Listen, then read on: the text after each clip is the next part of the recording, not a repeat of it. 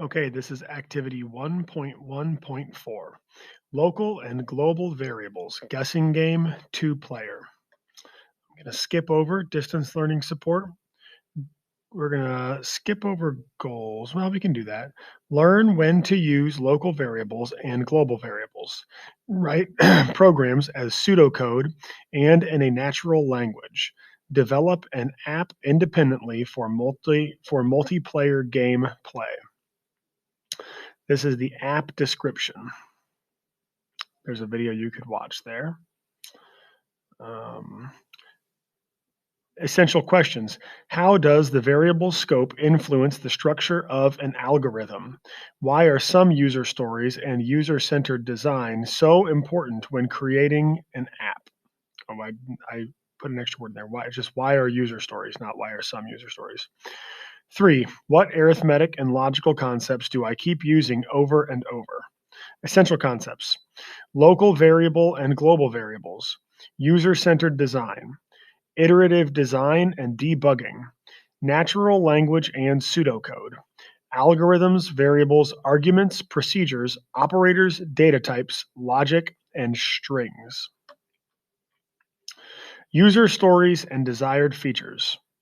Developers tend to identify a market or a need before developing a program, starting with the user story to describe the desired app. The initial user story is then broken down into actionable items or features that can be created. Each actionable item of the user story is an item in a list called a backlog. A backlog breaks down what the user wants into sequential and prioritized list of what needs to be done to make the app do what the user wants. During this course, you will take user stories and break them into small, manageable pieces that you can code.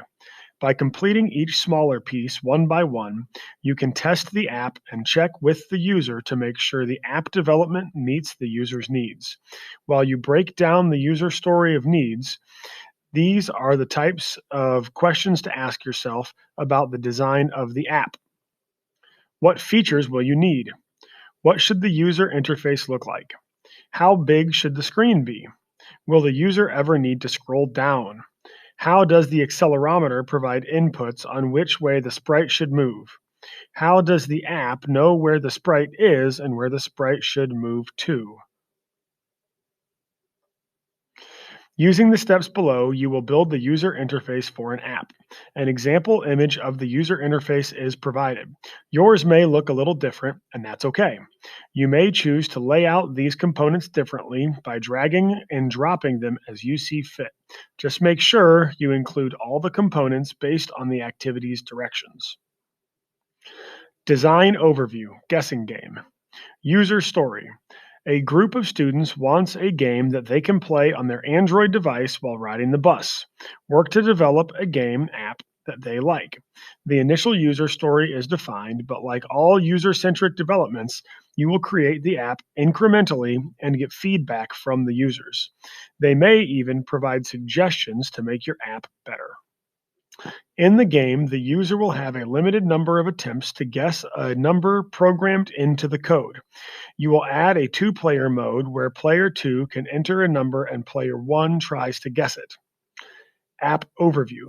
The app will allow one user to enter a number and a second user to try to guess the number.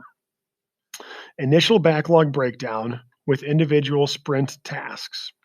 The user needs to be able to guess a number, text box to enter the number guessed, button to input the number, receive feedback to adjust their guesses, feedback label that prompts the user to guess higher or lower, feedback label that tells the user how many guesses are left, feedback label that lets the user know whether they won or lost, control over game conditions, text box to enter the number the player is trying to guess, button to input the number the player is trying to guess, a way to limit the number of guesses, reset/play again button. And this is what the layout might look like. You've got a guess button, lower, higher, guesses left, win, lose. This says use my number. The dark lines show a horizontal arrangement. These allow components to be placed next to each other. And then you have a reset/play again button. This is a horizontal arrangement in Designer View. Step 1, navigate to MIT App Inventor and log in. Step 2, create a new project using the naming convention set forth by your teacher. Example, last name, first initial, 114, guessing game, V1. 3, from the layout drawer, drag out the horizontal arrangement. The arrangements in the layout drawer allow you to center items across the screen, put multiple components next to each other, and control how much of the screen is used. The horizontal arrangement will align multiple user interface components horizontally next to each other. Step 4. Drag a button from the user interface drawer to drop into the horizontal arrangement. A. Rename the button Guess Button. B. In Properties, change the text property to Guess! 5. Step 5. Drag a text box from the user interface drawer to drop into the horizontal arrangement next to the button. A. Rename the text box Guess Input. B. In Properties, change the hint to Enter your guess here. We'll open up this text box reviewed, and it says, a text box is a component that allows a user to enter information via the keyboard. A program can get the information from a text box using its text property, which returns a string data type. Step 6. Take a moment to look at the properties of the horizontal arrangement. Adjust the properties to make the components easy to read for a user. For example, in Properties, select the width option Fill Parent, which will automatically make the layout fill the width of the user's tablet. Step 7. Add another horizontal arrangement that will hold feedback labels. Rename the horizontal arrangement to describe what is contained within the arrangement. Drag out and add the following labels from the user interface drawer. Lower higher label, to provide feedback when the user needs to guess higher or lower. Win-lose label, to provide feedback to let the user know whether they won or lost. Guesses left label, to provide feedback about how many guesses the user has left before the game ends. Label overview. A label is a component that can present text-based information to the user. It is non-interactive, but its value can change during a program by setting its text property. Step 8. Drag a button from the user interface drawer and drop onto the screen. A. Rename the button Play Button. B. In Properties, change the text property to Reset/Play Again. Step 9. Add a way for the second player to pick the number that the first player will guess. Drag out another horizontal arrangement. Rename the arrangement to Multiplayer Arrangement. Important. See the rotating images at the start of the procedure for an example of how to use horizontal arrangements. B. Drag a text box into the horizontal arrangement and rename it Enter Num Text. In Properties, select Numbers Only and update the hint text box to allow the user to know what to enter in the text box. C. Drag a button into the horizontal arrangement and rename it Enter Num Button. Update the text box in Properties so the user knows what the button is for. PLTW Computer Science Notebook, Design Considerations. After you review the design considerations and adjust your user interface, take some notes on things you have learned that will help with future design of user interfaces. Defining your variables. There are two types of variables. To know which one to use when, it is important to think about what the variable will be doing. Look at the examples below to see when each is used. Stored data that is only used within a small scope of a project and cannot be used by other parts of the program. Flip the card over. That is called a local variable. Stored data that may be used by any part of the program. Flip it over. That is called a global variable. Important. The names of variables are marked as variable name to help you identify them in the directions. Global variables. A global variable can be accessed and referenced by any part of the program, which means it has a global scope. At any point in the code, the program can access or get the value. At any point in the code, the program can change or set the value. In this program, you will set up two global variables to store information that all parts of the program will need. Using a large number of global variables adds complexity to your program because all parts of the program can change global variables. If a global variable is providing unexpected results, it can take longer to track down what part of the program is changing that global variable in the undesired way. The global variables for this program are guesses remaining, a global variable to track the number of guesses. Each player starts with 10 guesses. Secret number, a global variable to set the secret number the user will try to guess. Initially, we will set the number at 55. Later, we will modify the app so that another player, player 2, can enter a secret number that player 1 must guess so that the number is not always 55.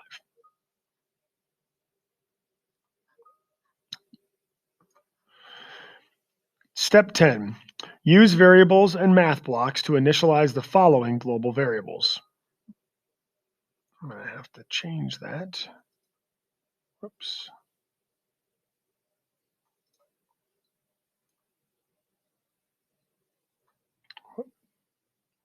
To do not disturb. There we go. Use variables and math blocks to initialize the following global variables. Guesses remaining 10. Secret number 55. This block says initialize global name to 0. PLTW Computer Science Notebook, global variables. Use a temp chart to record information about global variables. Local variables. There are also local variables which cannot be accessed by all parts of the program. You use local variables every time you drag an orange block out of an event handler. In previous activities, you used abstracted variables. These variables were defined for you in MIT App Inventor. You did not need to know how they worked, just that they held information that you needed. You could get the value get the value held in the variable, call the variable, or you could have the program put a value into or set the variable from an input. Now you will define and modify a variable with your own values. You should always set a variable to an initial value. Initialize a variable. A local variable has what is called a local scope. Local variables can only be accessed in a specific part of the program. Limiting access to variables can sometimes reduce the complexity of your program. It allows you to quickly determine how a local variable is being changed and what part of the program is changing it. This will allow you to spend less time debugging because you can focus on the local scope rather than search through the entire program if you had used a global variable.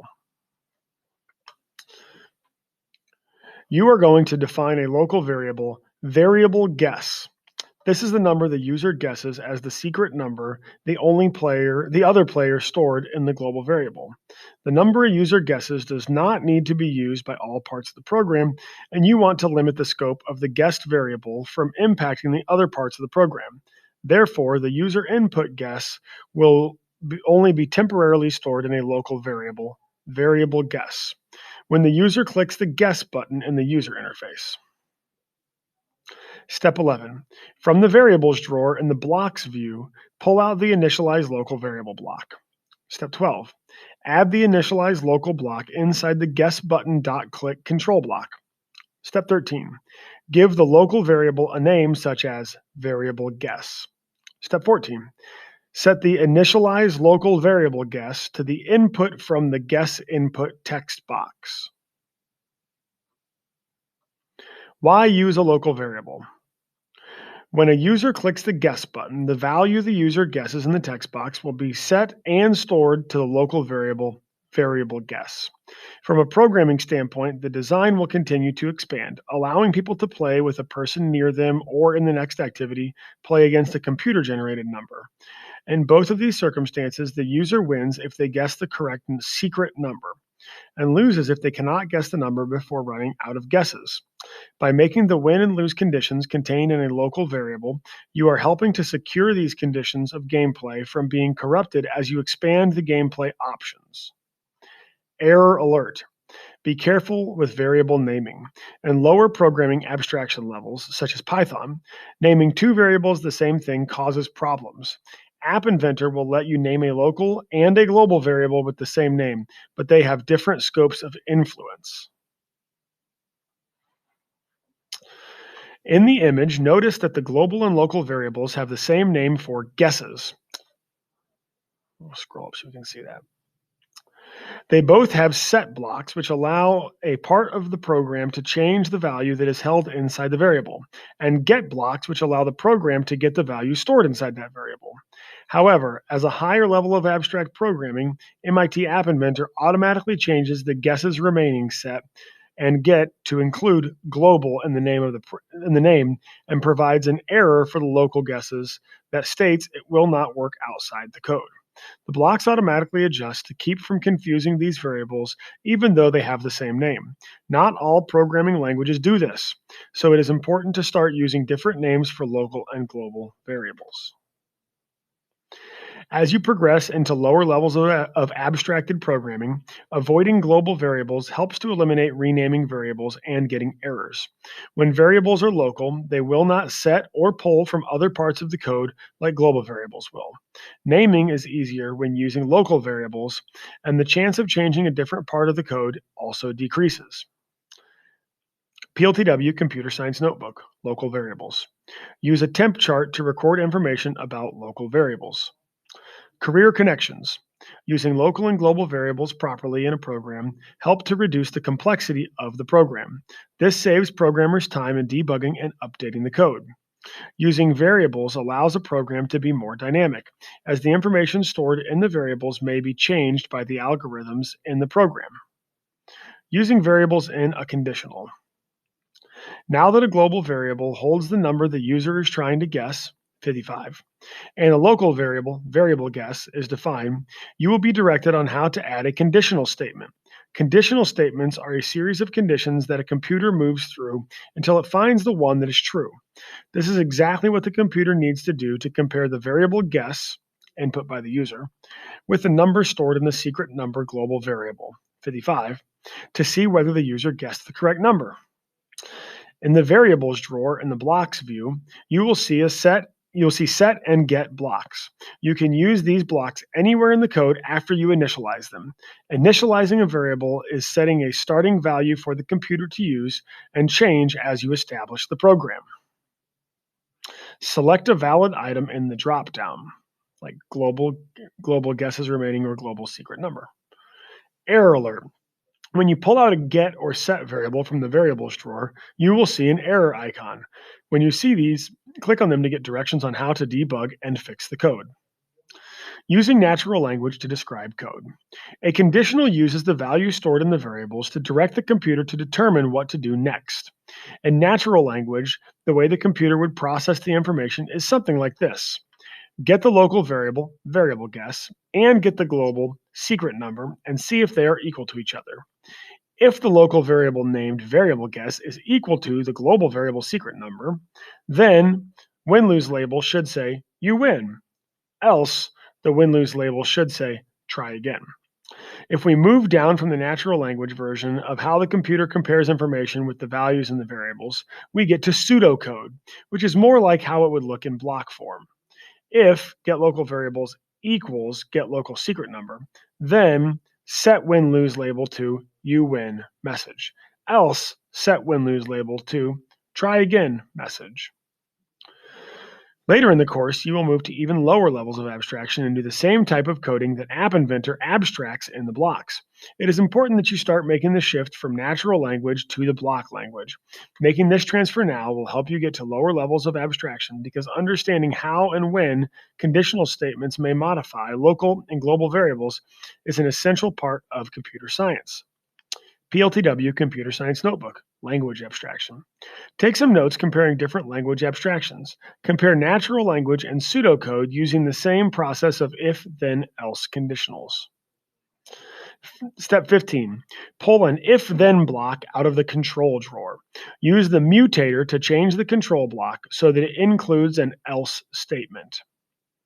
Add final catch-all condition to the if block. If, then, else. Add the necessary relational operator to compare a get local variable guess block with the get global secret number block in the if statement. Set the win-lose label to the appropriate output for the then statement and the else statement. Test, debug, and adjust. Enter a few wrong numbers in the guess input text box and click the guess button. Make sure you get the correct message. Enter the correct number. If you get the correct message each time, your conditional is set up and you may proceed to the next iteration. Important. To establish a history of successful program iterations, remember to save your project with a new name before you continue. Program iterations to add features. Iteration 1, restarting the game. The game is easier to test and more fun to play if you can play more than once without resetting the connection. PLTW Computer Science Notebook, replaying the game. Consider what replaying the game would involve. After you think about it in natural language, record the pseudocode before you program the replay functionality of the game. Step 19. Use the play button event handler to create the replay option. From the play button block drawer, drag out the play button event handler into the blocks view. Set the win-lose label to a blank string block. Set the lower-higher label to a blank string block. Set the guesses left label to a blank string block. Use the How to Find Blocks flowchart from the resources of this activity. Iteration 2. Adding the guess higher or guess lower conditional feedback. Conditionals examine a single factor and select the outcome defined by the programmer, but sometimes you will want to examine more than one factor with conditionals. Checking multiple factors in a single process is called a chained conditional statement. Chain conditionals are conditional statements linked one after the other. The computer will evaluate them to determine which one is true and act on the one that evaluates to true. You will add chain conditionals to the existing app to increase the efficiency of the app. You will add a new feature that tells the user which way they need to guess, higher or lower, if they don't guess the right answer. Here are the possibilities that can happen after the user makes a guess. The user guesses the correct number stored in the variable. The user guesses higher than the number stored in the variable. The user guesses lower than the number stored in the variable. Each part of the conditional compares the number guessed to a random number stored in the global variable. If the user's guess is higher or lower than the number stored in the global variable, the program should respond differently. Right now, the else statement returns, try again, if the guess is incorrect. You are about to change this response using chained conditionals to indicate what the user should do next. Step 20. Adjust your if-then-else conditional statement to remove the else statement and add two else-if conditions. A. If the guess is too low, guess higher. If the number is too high, guess lower. You can click on this to see if your code looks similar to their code. 21. Use relational operators from the math drawer. Get the local variable guess and the global variable secret number. Compare the two variables with a math operator and provide the correct response based on the input. Else if the guess is too low, set the lower higher label to provide the text feedback guess higher. B. Else if the guess is too high, set the lower higher label to provide the text feedback guess lower. C. Make sure that all feedback is clear to let the user know whether they have won or are still playing. Keep the feedback professional and appropriate. Step 22. Set the guess input.text to a blank string every time the guess button is tapped. This way, the input box will be empty and ready for the next guess each time the guess button is tapped. Set guess input.text to blank. 23. Drag a set guess input.text block into your code. Try adding it to the guess button event handler so that it clears the input text box with each guess, regardless of whether the guess is too high or too low. Step 24. Test, debug, and adjust. Collaborate with your elbow partner to test your code and see whether it provides the outputs you want. Enter a wrong number that is lower than the actual number in the guess input text box and click the guess button. Make sure you get the message telling you to guess higher. Enter a wrong number that is higher than the actual number. Make sure you get the message telling you to guess lower. After each guess, the guess input text box should clear to a blank string so the user can enter the next number. Enter the correct number. If you get the correct message each time, your conditional is set up and you may proceed to the next iteration. Only proceed when the app responds appropriately to lead a user to the correct answer. Important. To establish a history of successful program iterations, remember to save your project with a new name before you continue. Iteration 3, correcting an error. Sometimes you want to test a big condition. For example, did the user enter a number before doing anything else in the program? Checking for these types of conditions can help prevent errors by making sure the program only executes if certain conditions are met. Error alert. What happens when you touch the guess button without having entered a number? What data type does the program expect to be input? Because App Inventor cannot compare an integer to a string, it gives you an error. The operation cannot accept the arguments. Each time the guess button click is activated,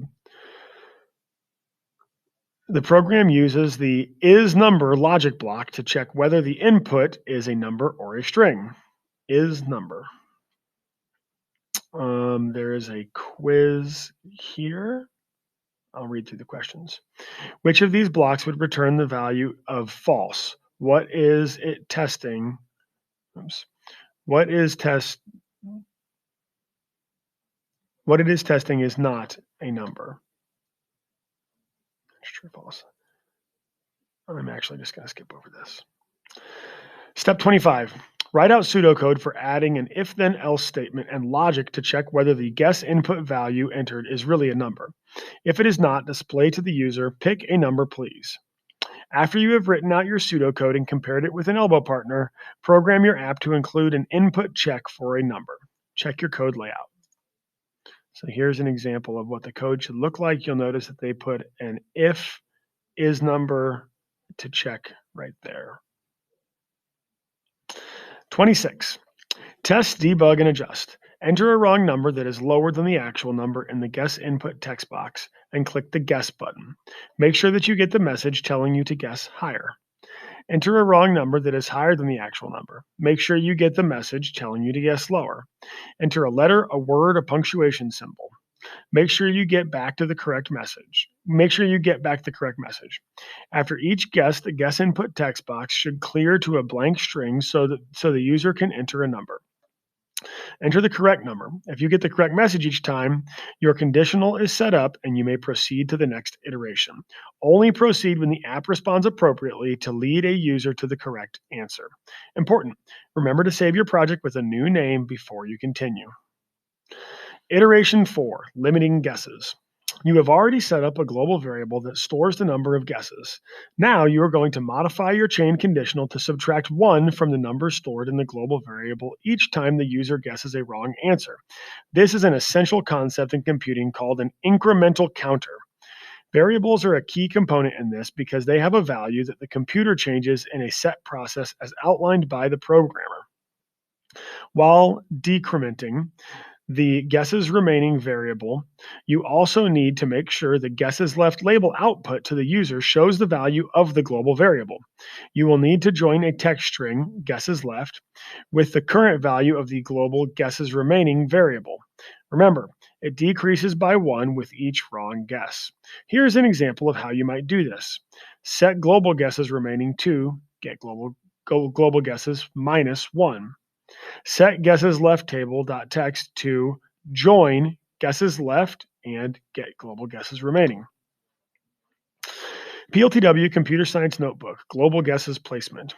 Where in your program do you need to add these blocks to make it take away from the count with each guess?